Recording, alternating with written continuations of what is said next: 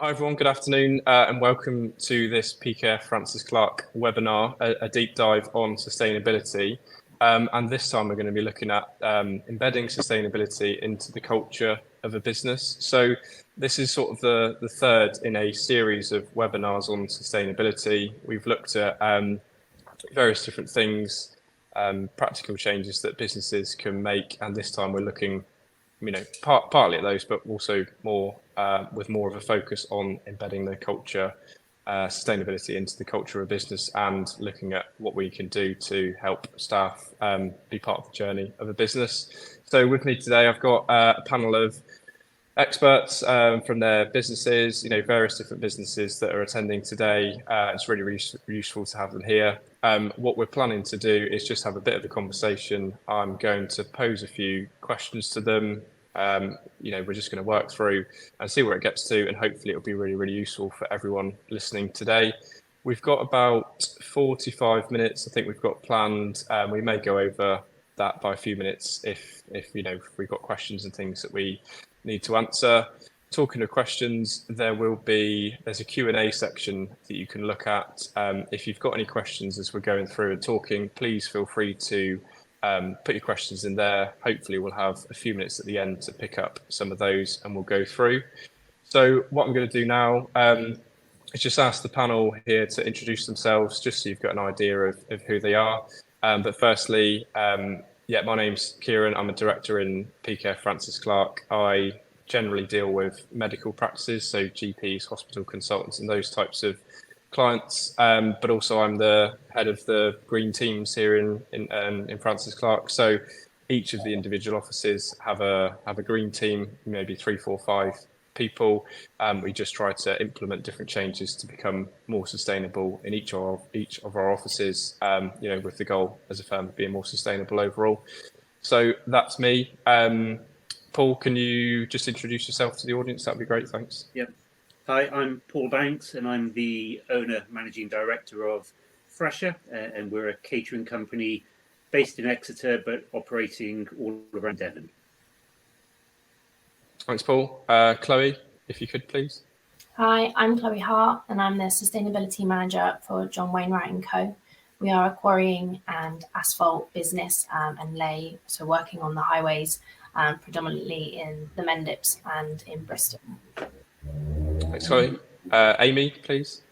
Hi everyone, thanks for having me. I'm the co-founder of an organisation called Every One of Us, and also Couch to Carbon Zero. And we help organisations embed sustainability in their culture, working across all sorts of sectors, all sorts of sizes. So happy to share what we've seen so far. Brilliant, thanks Aimee. And lastly, Verity, if you could please. Thank you. I'm Verity Slater. I'm a partner at Stephens Scown. That's a full service law firm based in the Southwest. I lead on corporate social responsibility within the firm, and I'm also an employment lawyer. So culture and engagement and embedding that culture is something that I'm deeply involved in. Brilliant. Thanks, Verity. Right, so if we just sort of start off thinking about where we want to get to today, just starting with Paul, could you just let us know sort of what prompted you and your business to start off thinking about and embracing sustainability? Okay, so try and keep it as a brief history. I've done Fresha now for 20 years, and prior to Fresha, I spent some time working in the NGO sector and on a global level, so I've seen quite a few things that were not always pleasant.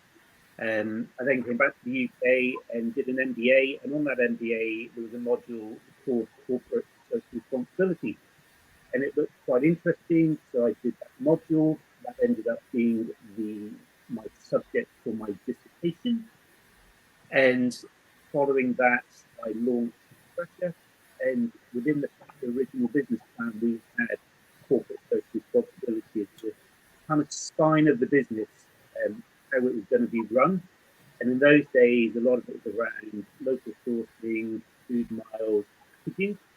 And gradually we have evolved with time, and we are where we are now with sustainability and climate change. And we're focusing now what we can do with our bit within the food that we purchase and the menus that we serve. Brilliant. Thanks very much. And Chloe, I think yours would be a really interesting one to hear about, given the nature of the business that you work for. So could you just let us know what sort of prompted, your journey on the sustainability road?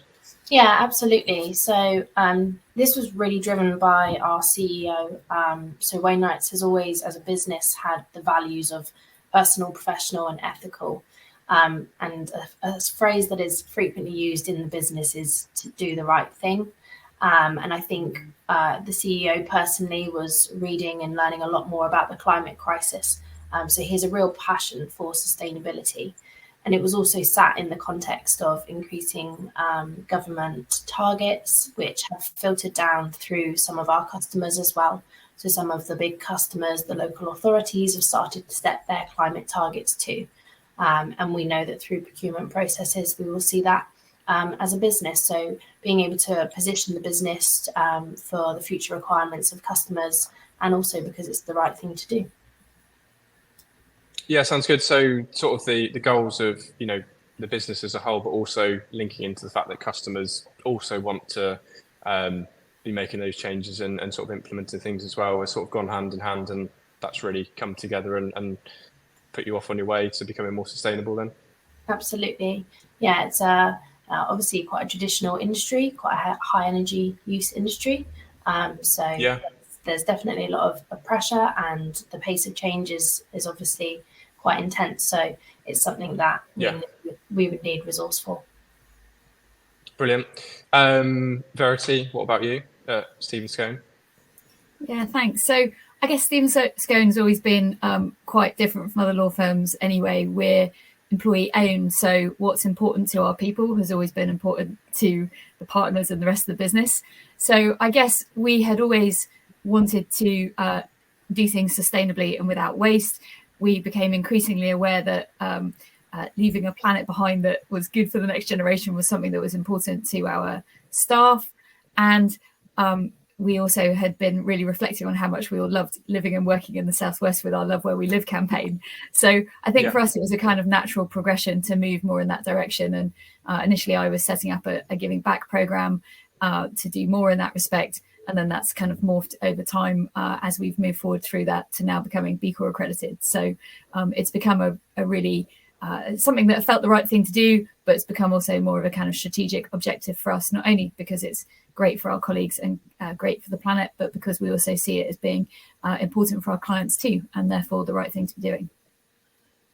Yeah, brilliant. Sounds good. And Aimee, I guess, yours will be a slightly different perspective to Paul, Chloe and Verity's, just because you see it from an external perspective. So what are the main things that prompt businesses to want to become more sustainable then? Yeah, so I think the clients that kind of come to us have done so because either they're setting out on their own like net zero strategy, and they go, okay, we're going to need everyone to contribute to this or understand it and buy into it and be a good ambassador both internally and externally. So how do we get people kind of really clicked into it? It can also be a head of sustainability if there is one, or whomever's sort of taken on this responsibility, contacting us, slightly pulling their hair out, going, I can't do this on my own. I need everybody, I don't know everything in the business that we could be doing better in this way. I need other people to be sort of taking ownership and agency. How do I get people sort of bought in and excited and engaged and like sort of intrinsically motivated to do it, so that it's not just like a top down or something coming from the center, a dictate, which seems like a tick box exercise, but actual drive, exactly as Verity's just said, staff are calling for it. They want to do it. Customers want it. How do we get everybody feeling the same? Yeah, that sounds good. So I guess just thinking about communication to, staff, businesses, those sorts of things. So Paul, how did you take your sort of vision and what, the prompts that you wanted to become more sustainable? So how did you communicate that to those that work for you? I think it's been quite constant. So as I said, we started off with corporate social responsibility, and in a sense, similar to Wainwright, we've always tried to do the right thing. And in the early days, it was, people talked about local sourcing being good, and we kind of embraced that, but went from just local to local and sustainable, because it didn't always mean that the two went hand in hand. We were using quite a bit of packaging with our products, and it was critical that we found a company where 100% of it was biodegradable, recyclable, and that was done many years ago. We looked at our cooking methods and how we cooked, and there were a lot of things that we were doing. And then in recent years, I've read quite a bit and got much more interested in the sustainability angle. And the communication to the customer has been gradual through the menus that we provide, the food we're offering, the messages that we're giving out. And we know that at the moment we don't say enough. So we need to be better at how much we say and how much we talk about it. And one of the drivers for me, a big shift change, several years ago, I became a father later in life, and my eldest went to primary school, and I thought Jamie Oliver had solved the problem, but absolutely not. So I decided I would have a go at catering for a primary school, and that was several years ago. We now have 32 schools, and we feed on average 4,000 children a day. And that was a huge motivator for me to start promoting healthy living for various reasons, including sustainability. So sustainability went hand in hand with obesity or food poverty and processed foods, etc. So it's a bigger journey with a bigger story based around health and well-being and eating with a sustainable approach. Yeah, so was that sort of, when you were looking at recipes and various different things, so was that, you'd share, you'd create an environment where, those that work for you, those that do the cooking things, they would come up with the ideas and they would look at ways, or was that sort of a top-down, approach from you then? No, very much bottom up. So we would get feedback from those in the kitchens, and then we have a menu design team that includes myself and 5 or 6 others that are always around that table. But a lot of that feedback comes from commercially from our customers, especially contract customers, because we get closer access. From the schools, we monitor through software what's popular, what isn't popular. We also meet with the school councils, with the children. Parents are quite vocal, so we always get lots of feedback. So feedback is broad and wide and varied, but we're always taken on board. We can't please everybody all of the time. And a good example is we've got some rural schools, and in one we've got a farmer that thinks it's not good because we've taken beef off the menu. And sadly, that's a decision that I've made, and I think it's the right decision. And that's an example of we can't please all of the people all of the time. Yeah, brilliant. Sounds good. Chloe, what about you? How did you communicate? As part of your company, how did you communicate this to the staff? Yeah, so when I joined Wainwright's coming up 2 years ago now, it was a new role, a new position, and right, okay, there wasn't a previous kind of strategic element to it, and I think for me, it's actually been taking the time to speak to people. The kind of theory around the socialization of ideas is really key. I think having repeated conversations with different people in the business and kind of identifying the kind of angles and the niches that interest them, whether that be you relate to the financial aspect or if it's something that they're specifically interested in, and actually taking the time to be with them and look at their area of the business. I think what's really key as well for us within our business is when somebody does then come to you with an idea, it's ensuring that no idea is too small, and to be able to try and give time to that person and support them in able to come up with something. Because I think when somebody can get personal kind of satisfaction, knowing that they've come up with the idea and they've contributed to the overall agenda, I think that really kind of puts ripples out throughout the business, and people feel more comfortable to come with you for anything else. So I think for me, I have a very no idea is a stupid idea policy, and we have lots of brainstorming sessions around, if you had all the money in the world and anything was possible, what would we do here? And that generally works because it's fun, it's entertaining, because people come up with, you know, wacky ideas, but actually off the back of it, sometimes those wacky ideas have, you know, some sort of grain of inspiration in them that we can implement. So I definitely think being involved in the workforce where possible is really important. Yeah, I think that makes sense, doesn't it? Like, you know, if you look one step ahead, well, you know, you may achieve one step ahead, but you may achieve less than that. If you look 10 steps ahead, then if you achieve 5 or 6, then you sort of, you know, you've achieved much more than you would have set out to do. So I think that's great that, you know, creating an environment where, you know, those in the business can just share ideas, and that definitely creates a culture of, you know, being open and honest. And, you know, I think people work best, don't they, when they're not afraid to make mistakes or fail. And doing that, it sounds really, really good. Verity, what about from your perspective? How, you know, when you as a business made a decision to sort of go all guns blazing and you know, looking for the next steps, how did you communicate that to, you know, those in Stephens Scown, especially with the number of different offices and large number of people? I was just thinking that because I guess we're slightly more corporate and possibly bigger. I don't know how big Chloe's organisation is, but we're about 320, two sites. So I guess there's two-pronged different ways of doing this. First of all, we had what I'd now call a steering group, although at that time it was really more just volunteers that wanted to get involved, that might like this kind of stuff, that were excited to help me.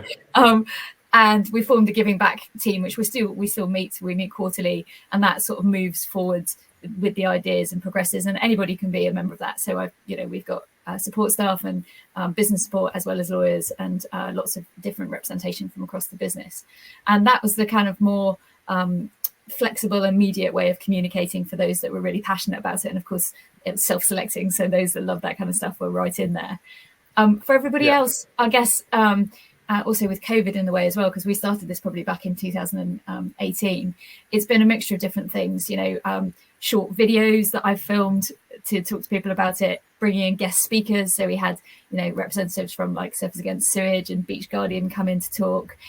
We've had people to come in to talk about measuring carbon footprint. So, you know, we did that as kind of lunch and learns, but then they went virtual, and now they're back to a mix. Writing articles about it, sharing success stories. So when we managing to turn the dial on our carbon footprint and making that better, you know, celebrating that success, and just trying to kind of bring it out through the whole organisation that this was an important thing that we were really wanting to focus on, explaining the work of the Giving Back team and how everybody could get involved, but also flagging individual opportunities for people to make a difference. So that's been good. But lots of other, I suppose, what you might think of gimmicky type stuff, you know, making sure everybody had a reusable coffee mug and a water bottle, and you know, doing those kind of things, but trying to explain the why behind it and not just the what. But what's been really interesting is, since becoming a B-Corp, is that's kind of moved the engagement on even more. Whereas I think even before the point that we became accredited, it was still Verity and her team were doing a lot of that. Whereas now I think everybody owns it even more. They're like, oh, well, you know, we now all of us own this, and it's incumbent on all of us to make sure that we're moving in this direction, which has been just great from my point of view, to see that really kind of cascade then through the whole organisation, rather than it being just, you know, the driving force of a small number of people. Yeah, that sounds brilliant. Aimee, what about from your perspective? You know, how are you seeing businesses communicate, you know, once they've decided to do something about it? How are you seeing them communicate it to staff? Yeah, so I think, I suppose, to give a bit of context to the listeners, the thing that we predominantly do with organisations is launch something called a Couch to Carbon Zero Sprint. And sort of to give you the context on why we did that, when we woke up to the climate emergency, myself and my co-founder, we were talking to our kind of professional networks and realising that there were a few barriers at play. You know, people can feel overwhelmed in the face of the scale of the challenge. You can feel too small to make a difference. You might be willing to start, but like, where do you start? What does good look like? Who can you trust? So for us, I think what's been exciting working with the organisations that we have is that we come at this from a very human perspective and really look at it in kind of two lenses. One, you've got the leaders, and two, you've got the staff. And I think, once you've got the leaders bought in, that really unlocks a lot of potential and acceleration that can happen in an organisation. But it can be, I kind of feel for leaders, right? Because they're ordinarily subject matter experts, have been forever. And then all of a sudden, they've now got to save the planet on top. And it's like, well, okay, what does that look like? I now feel a bit vulnerable. I'm meant to be speaking to the board and our customers and our staff, leading by example, but I don't really have a kind of framework or baseline. And then for staff, they go, okay, yeah, great, but you're already working me quite hard and I feel very busy just with business as usual as well. Yeah. So what we kind of really work on with our organizations is getting to that human, as Verity and Chloe have just been saying, getting that kind of human intrinsic motivation going, breaking down those barriers. So we really go at it from the personal perspective. What can we be doing in our personal lives? We often have more power than we think. And then what we see without fail is that after they've done the sprint or whatever that we've worked with them on, and we do some lunch and learns and things, as Verity sort of alluded to, is it starts that ripple effect in the organization. Just as Chloe was saying about people coming up with ideas, they go, oh, I've just learnt this. So for example, we worked with an organization called Go Cardless. They're a payment processor for businesses. Yeah. Their IT manager, off the back of doing one of our sprints, went, we throw away a skip full of gadgets sort of every month. Actually, could we be keeping those resources in circulation and partnering with a charity or community organization? Or we did something with a financial services organization, and they said, okay, well, we work in this office building, and on a Friday, the top 2 floors are empty. Could we start switching off those lights? Could we start, switching off the power to that and save emissions? Could we start having more plant-based options in our canteen, for example? And I think it's really important to remember that everyone is at different starting points. They'll all have different motivators for this, and and perhaps barriers themselves. So it's like, how do you make it as accessible as possible in little bite-sized chunks, and in a way that they can relate in their own life? And then it kind of naturally flows from there, that they've now got a kind of foundation to go from. Yeah, I think that's really useful, Aimee. I think most of the time in life was we sort of go through with our head down trying to do things and rarely lift our head up. And I think it's that sort of thing, isn't it? Is you coming into a business, you explain a few things, show a few simple things that anyone can do, and it probably lifts their head up. And then once they've lifted their head up, they then see left and right, up and down, and like you say, is the IT manager would have known that they chuck away all those gadgets, but probably just didn't think. He probably just thought, that's what we do, and we don't need them anymore. And someone coming along thinking in a different way just gives you the tools to go, right, oh, there is something we can do about that. So yeah, I think a lot of it, isn't it, is it needs to start somewhere, doesn't it? And someone needs to take the initiative to do it, and you coming in or having someone like Verity or Chloe or Paul in businesses, that kick starts it. And once you explain it to people, they can look up and just think of things in a different way. And that's sort of, I guess that's where I am, as well as, before, I was obviously conscious of the environment, but, with the green teams and the way Francis Clark are trying to go is, that's really lifted my head up. And now I do a lot of different things. Just at home, I probably recycle 5 times as much as I used to. And it's noticeable because I've got extra bags and things. And I know that's it's a simple start, but it's just that awareness, isn't it, really? And if all businesses can create that awareness, then it's going to be really, really, really useful. I would just add to that, Kieran, just say, I think it's really important that people are equipped to sort of take an action off the back of it. So like I've seen, if it's just a kind of information relay, that, people will listen to it a bit, even better if it's wrapped in a story or a case study, they'll listen to that a lot more. But if they're not then given something to do, and that's made easy, I think it loses some of the power and potential that it could have. Yeah, I think. Yeah, and that's always going to be the way, isn't it? It's on a journey. It's easy to fix simple things because you can change pens to be, more sustainable, do your recycling, turn the lights off, those sorts of things. And then you get to a point where it is more difficult. So, yeah. And I think as humans, we're all programmed in a way that we like, once we get on the, once we start ticking off things, if you have a list of things, start ticking it off, it's much easier to go through the list rather than, if you don't tick anything off, then you sort of get disheartened and can give up. So, yeah, I think that's a really good point. Sorry, Chloe, you were going to say something. I was just going to say, in the similar light, being able to kind of give people the power to do things. I think there's also sometimes when you listen to people in the business and you hear different things or challenges they're facing, often a lot of those things will align with what we would consider sustainability. So kind of shaping people's perspectives on what sustainability is, and actually being able to align both some of the challenges that people face in their day-to-day with the agenda kind of creates a mutual solution. So again, I think exactly that, having that empowerment and being able to maybe solve multiple challenges or improve things in different areas collectively is also a really good way of doing things. Yeah, and having that buy-in, I guess in a business like yours, Chloe, is, you can have the task of trying to make the business more sustainable, but there's the technical people on the ground who are actually doing the work, and you won't understand how the machines or the processes work as much as they will, and getting their buy-in, they can say, well, we do this, and I know that we can get the same result by using that machine or doing something different. So yeah, I think what we're getting out of this is that the only way forward really to be successful is to be more collaborative and share ideas, isn't it, really? Yeah, so sort of talked about how we communicated it. What about barriers and pushback?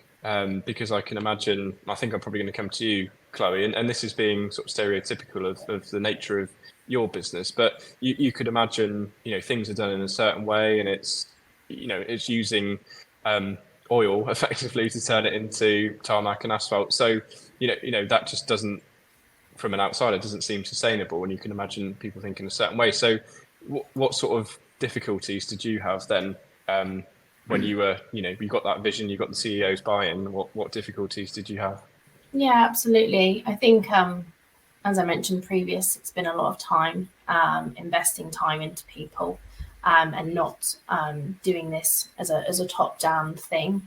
Like I said, it's taken me kind of 2 years of different conversations, and I think we're really in a good collaborative space now. But I can imagine, to begin with, a new person, a new role, quite a young person, it was probably to begin with, it was probably okay. This is a kind of a top-down approach. We have 2 different sites, about 120 employees, so it is really just getting to know people. I think for me, it's trying to, that idea socialization piece is really key. Just slowly bringing in ideas, and slowly things that when you might mention how we could do something might seem impossible because it's so different to the way it's been done traditionally. But if you give people enough time to think on things and you slowly introduce it and have more and more conversations around it, oftentimes people will come back to you, and they might not agree, but there's oftentimes people go, okay, well, I've thought about what you've said, but actually we should do it this way. And that is exactly when I then run with those ideas and give, and it's for me, it is ensuring that those people are credited and they feel like they are running, allowing them to run, because like you mentioned, they know much more than I do. So empowering them to be able to do that, I think, is the best way. Within our industry, for example, roads are actually pretty much completely recyclable. Not something I knew 2 years ago when I joined the business. So you can recycle them. So there is a kind of big movement towards that. And again, it's different technically, and there's lots of barriers to overcome and training required and adaptions. And I think it's, as well as empowering people, as you mentioned earlier, Kieran, it's ensuring that with those additional risks, it's that people are accepting of them, and that if it doesn't go right, it's okay, because we are in this transition period. So I think it's very much communication, and sometimes an idea will work right now, and sometimes, you you look at things and you think that's something that we will cross later on. So it's choosing those pieces at the right time, I think. Yeah, and I guess there's a fine line, isn't there, between you trying to implement things and then the employees or staff pushing back. And at the end of the day, if the business wants to go in a certain direction, then that's probably the way it's going to go. It's just really, isn't it? It's communicating and just trying to get everyone on the same page, because the top down approach probably doesn't work. But like we said, I think Aimee said earlier about the leaders and then the staff, and they almost work hand in hand, don't they? Because the leaders can't do anything without the buy-in of the staff, and the staff can't do anything without the buy-in of the leaders. You need one or the other to actually make a difference. So it's it's really, really interesting to hear. Paul, what about you? Did you have any difficulties, especially with the changes in recipes, and was anyone questioning that sort of thought process then? Yes, I think our challenge, and just to give you an idea of the business, a lot of people know us because we have a cafe on a business park, but we have 22 locations around Devon. We employ just over 100 people, and about 2/3 of those people have come via contract, which means that we have shipped them over. They've been transferred to us, and they've kind of come with the behaviour of what they used to do. And for a lot of contract caterers, they are still, it is improving, but there's still a lot of frozen processed foods. So the kickback that we had from staff is it's more labour intensive, because it's scratch cooking, it's raw ingredients, there's more weight, there's more measures because there isn't a packet to tell you what it weighs. And we have people saying we're having to work much harder just to produce the same number of meals. So we introduced a process by number of meals per hour of labour, and right across the business. So instead of going by cost of labour as a monetary number, we went by it as a production number. And that was based on looking at our efficient kitchens to know that it was achievable, and then those efficient kitchens could train other kitchens and work together. And we created an internal chart that initially was a little bit sore for some people because it showed who was at the bottom, but it was done with encouragement on we're all in it together. This is where we need to be, and a lot of people can do this. So that really helped and been really encouraging, and we pretty much got everybody on target for meals per hour of labour, and massive shift change. It also gave them purpose, so it was selling the purpose of why we're doing it, specifically around children, and that was an easier sell. People seem to want to look after children more than they want to look after adults. That was a much easier sell because with some of the adults in our other contracts, there's a bit of don't tell me what to eat. And we're saying we're not telling you what to eat, we're actually giving you a choice. You can come and have a full English breakfast and you can have a super salad. You choose. And we're not getting rid of what we would call the English breakfast market, because that's a really big income for us in cafes. But it's putting on the other options as well that might not have been there a few years ago. So generally, most people buy into it. It's been a transition. It wasn't an overnight. But our biggest barrier is when we win a new contract and we have to change the mindset and culture of those people that have now become our employees through transfer, not through interview. I guess because you've done it a while, there's almost a proven track record, isn't there? So for those coming in, you can sort of understand where they're coming from. It's a change in culture, it's a change in working processes, and you could say, look, I understand how you used to work, but actually, we're doing like this. These are the reasons why, and this is the output. And I think once you can understand the reason for something, and if you can see the positives in it, then it definitely helps get the buy-in, doesn't it? So I can see that sort of method working quite well. one of our most successful schools, the head teacher gave the kitchen team the deciding factor on which caterer they chose in the procurement process. And I'm only aware of that happening once, where when we won the contract, we were told the kitchen team chose you. And that was probably also the easiest transition we had, where they absolutely bought into it.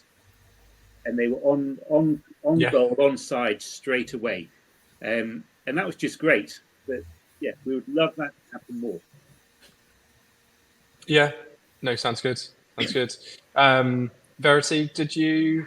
I guess various ages of right from sort of school leavers to those doing retirement. Did you face any barriers? Did you have any difficulties with the types of people and skills and all that sort of stuff that you work with then? I wouldn't say there was massive barriers, but naturally lawyers can be a cautious bunch. So there was a bit of questions around, what time is this going to take? What cost is going to be involved? Is it going to influence me and my clients and the people I want to work for? And a bit of, I guess, just, fear. What does that mean? Does that mean we're all going to become, sandal wearing tree huggers? Just a little bit of that. So I think it was pretty easy to deal with most of that. And even in areas where we've had the odd sort of comment about, do our clients really mind about this? Do they really think this is important? Actually, strangely, often those have been the areas where we've then found examples of where their clients really do care and really are interested in it. And so that's been a very easy kind of transition to make. And, you can't judge, can you? Different people come to this journey at different stages. And I think it's just really important to listen and, as Chloe said, talk to people through where they are and what their concerns are. But no major barriers that we couldn't overcome. But naturally, just a few questions that we've had to kind of work through over time. And I suppose the bit that's sometimes tricky is people are very, very busy in work. I think everybody's having this at the moment. No one is in a job and saying, I've got loads of time to think about this. So it's trying to get those win-wins where either you can change systems and processes. So guess what? It kind of channels people down that direction. Or you can find ways where it's in what their clients are interested in talking about. And therefore it becomes something that the legal advisors and their support teams are like, this is really important. Let's make sure we're going in that direction. So a bit of the enthusiasm and a bit of kind of gentle corralling into the right direction through other means. Yeah, brilliant. Thank you. Aimee, what are the common themes that you're seeing? Do you see barriers? I guess you from some of the things that you talked about already is you must see barriers, and there must certainly be concerns of the leadership teams and possibly the employees that you're engaging with in your sessions as well. Yeah, that's right. I mean, I'd really echo what Verity was saying about, how much time is this going to take? What's that going to mean for my day to day? And I think, that's one of the reasons why in our sprint, the videos are maximum 5 minutes a day. That's it. And actually it becomes less about time. It's about grabbing attention, I think. So we spend a lot of time working with organizations because it's like, look, it's great having an initiative like this to roll out, but how do you get people to the start line? How do you actually get people doing it in the first place? So we spend quite a lot of time working with organizations to try and make sure that everyone knows about it, everyone's excited about it, and they're really keen to get involved. So all of our comms is really brightly branded. We have these sort of teasers that can be put up on screensavers or posters or whatever that can go out, which are really trying to trigger people's curiosity. Is your bank a good guy? Sign up to the sprint to find out. Or self-interest. So we've actually been working with some organizations to offer prizes to those who nail a load of actions during the sprint. And it's the perennial problem, right? How do you engage those who would not ordinarily see this as on their plate or anything that they would want to be interested in? So we offer really cool prizes that are experiential, of course, not stuff, but exciting things that people want to engage in. And then because it's bite-sized, you're just kind of creaking open the door that they walk through, and hopefully that continues. And I think the other point that really works is to make it social. So, one of the things that we do during the sprint is we've created a prompt sheet that the comms team or whomever can set up a Teams channel or Slack channel or whatever you use internally to to get the conversation going on that day's topic for each of the days during the 2 weeks. And without fail, we get people signing up mid-sprint because suddenly the buzz has started to happen in the office. And they're like, oh, hold on, I'm missing out now. Now I want to get involved. So I think it's really hard when there's so many things, aren't there, that we've got to communicate, not just on this, on diversity and inclusion, on our just regular business priorities. It's like, how do you find that kind of window in the comms calendar to get this out and then get people excited and interested to do it? So we will forever be developing that and continuing to learn, but there's certainly things that really help. I was going to just add, Kieran, just another way that can be really helpful that we've also used is giving people permission by having it as objectives in like annual appraisals, because it's a bit carrot and stick, isn't it? But actually sometimes people just need permission and to know that it is a valued part of their job that you do want them to do. So throw that in.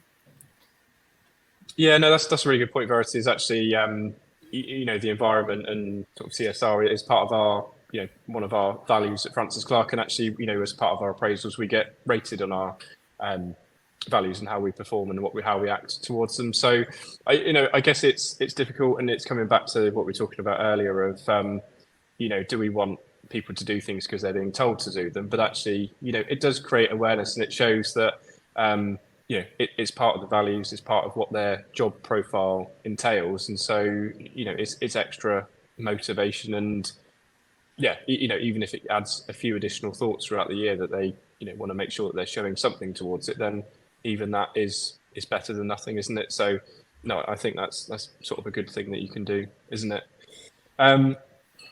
So I'm just conscious of time. We've got maybe 4 or 5 minutes of the main bit, and then we could perhaps just have a look at any questions. So really just sort of like coming to the end, what about describing if you were to sort of sum up your culture in maybe a sentence or a couple of sentences, how would you describe that and why, and explain how it's important? So Paul, I'll come to you first. Is how would you describe your culture and why you feel it's important? Ooh, there's a tough one. I'll come back to you if you want a bit of time. I mean, the off the cuff one is we're very much a can-do organisation, and because most people are operational and hands-on, then that makes it a much easier to be a can-do organisation. And I think if they are led with positive activities, with positive outcomes, then that's just a lot easier to be. Sounds good. Chloe, what about you? I think from what I've said earlier, kind of summarises how we practice as a company. That kind of personal, professional, ethical piece is really important. We've grown quite significantly over the last few years, and we're now 120 employees, but we very much are the personal approach to things. And it's really nice that we still have that kind of communication and personal values around things that allows us to have these conversations. So I think, that's the main thing that I would say about Wainwright's is it's very much exactly kind of the same as Paul. It is a can-do, and as long as we're following those ethics, I think it's a company that can really come together and move forwards. Brilliant. Verity, what about you? Yeah, I mean, I was scribbling a quick note. I mean, I think our culture is all around being people-powered, being employee-owned, and being a purposeful business comes really sort of clearly off the back of that. But we did some work on our kind of internal, what does it mean to be a Stephens Scown employee? And actually, one of the 4 things that came out was doing good matters, and that just kind of encapsulates, along with having fun and owning it, and these things are really important. But actually, doing good matters is an integral part of who we are and what we do, and that leads beautifully into the sustainability side. Yeah. Did you intentionally give a legal term of matters into your statement? No, it came off the back of we were basically saying to colleagues, what's it like to be at Stephens Scown, and it matters just came out as the kind of the encapsulation of that. You know, it's not just a job. What we do matters. What we're involved in matters. And then probably some clever branding people that moved it into, you know, doing good matters, owning it matters, etc. But it has helped encapsulate for everybody what that means, what it means to work at Stephens Scown, what it means to be part of our organisation, and again gives that permission. You know, if we're saying that, then we want people to have fun. We want people to find ways to do good things in what they do at work. You know. Yeah, brilliant. And then Aimee, I'll come to you on a slightly different question just to finish up our conversation just before we have a look at some questions. You know, the question of where next. We've talked about you know, the things that these businesses have been doing and what you're seeing, but you know, if you were to sum up where next in a few sentences, how would you see that for businesses that you work with? Yeah, I think, look, we've all seen the headlines in the news this week. You know, time could not be more of the essence. And I think a lot of time has been spent over the last few years on creating strategy and proposals and targets. I mean, action could not be any more of the game right now. And I think, you know, we'll see, and we will need to see a big step change of actual change happening. And sort of don't be put off by that if you haven't started the journey yet. You know, just do something, anything, like everything counts, and every 0.1 of a degree counts. So I think, you know, there's been a lot in the news about greenwashing and things, and people being scared about, well, what should we say and not say? And of course, you know, be careful about that. But ultimately, let's not lose sight of the big picture, which is the planet's in trouble, our future is in trouble, and you know, we've all got a huge amount of power collectively to do something. So let's like crack on. So that for me is next. Yeah, no, I think that's a really good way to sum it up. And you know, I'll go back to my recycling example earlier. Is, you know, even small things do make a difference. So if you do something from today that you weren't doing yesterday, it may not have the biggest impact, you know, in the world of things that can be done, and most of the changes need to happen with, you know, the bigger and, you know, bigger businesses throughout the world. But yeah, if individually you can do something, and if we all do something, then it's going to make a huge difference overall, and it will certainly bring down the rise in temperatures and things that we could see if nothing is to be done. So no, that's brilliant. Have we got any questions? I'm just having a look and I can't see that we have. So if there are any questions, feel free to put them in there quickly whilst we're just thinking about wrapping up. But if you haven't put anything in there and you do have a question, feel free to email me. You know, if you just do a Google of my name, Francis Clark, then hopefully my profile will come up, and it should have my contact details on there. So yeah, feel free to put something on there. I think one question has just come in. Could you please send out the links to previous webinars in sustainability series? Yes, I imagine we can do that. I think Ruth from our marketing team is listening into this, so I imagine we can do that. So we'll try to put those links back onto the original invites. As I say, they were two really useful sessions on a slightly different note to this one. So yeah, really, I think that's it from me. It's been really, really useful for me personally, and really, really interesting to listen to all of your stories, Paul, Chloe, Aimee, and Verity. So thanks very much for taking the time out to sit with me to talk through this. And yeah, I'll speak to you again soon. But thanks everyone for listening. As I say, if you've got any questions, feel free to get in contact with me. And there will be more deep dives in the future. May not be on sustainability for a few months or so. We'll think about other things that we can do, but there will be other deep dive webinars in the series. So yeah, thanks for listening. Really good to speak to you all, and I'll speak to you all again soon. Thank you.